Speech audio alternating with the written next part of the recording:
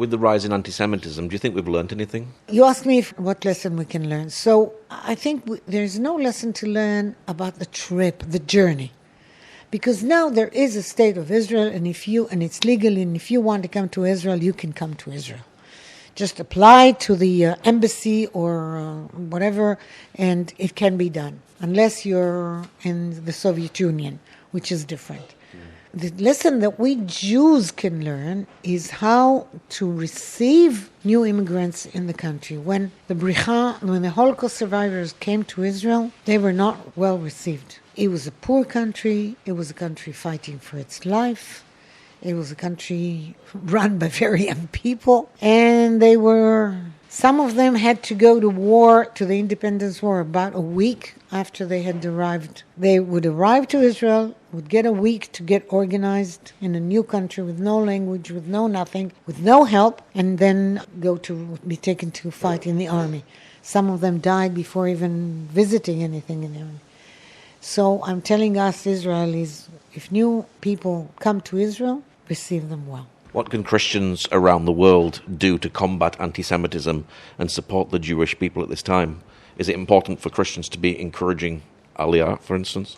Look, I don't know about Aliyah. I think this is something that people have to decide from. I can't conceive why a person doesn't want to go to live in Israel but some don't. And life here is difficult. Life in Israel is difficult. Really difficult in many ways and from many points of view. But okay, so I wouldn't tell anybody, you have a country and you better come and help build it and keep it prospering. I think Christians and any good people, many Christians are good people, should fight anti-Semitism. I think anti-Semitism is something very wrong and very unjust.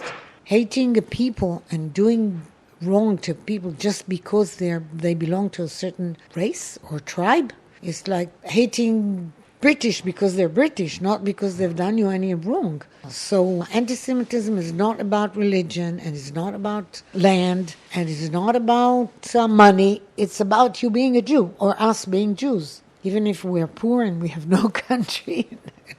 So, yes, I think good people should fight anti-Semitism. I think nowadays it's difficult because Israel is a thorn in the eye of the Muslims.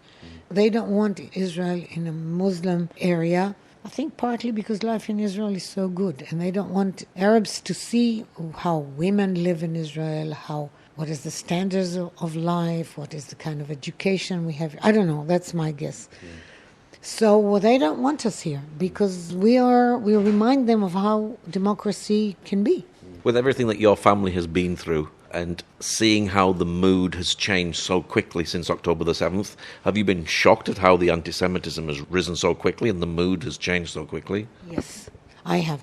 I think I don't know. This is an area, on the Bricha I'm an expert, on this I'm not.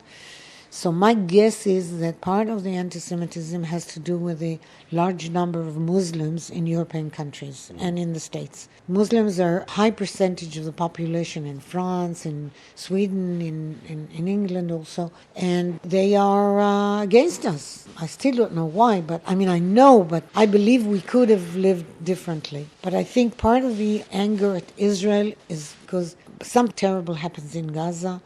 And irrespective of the fact whether we Israelis are right or wrong, or we had another option or not, something very sad is happening there. And maybe we didn't have any option, but it's sad. And people are suffering. And so that helps. I think anti-Semitism is a case that something sad happens with the Druze, who are being slaughtered and raped and killed.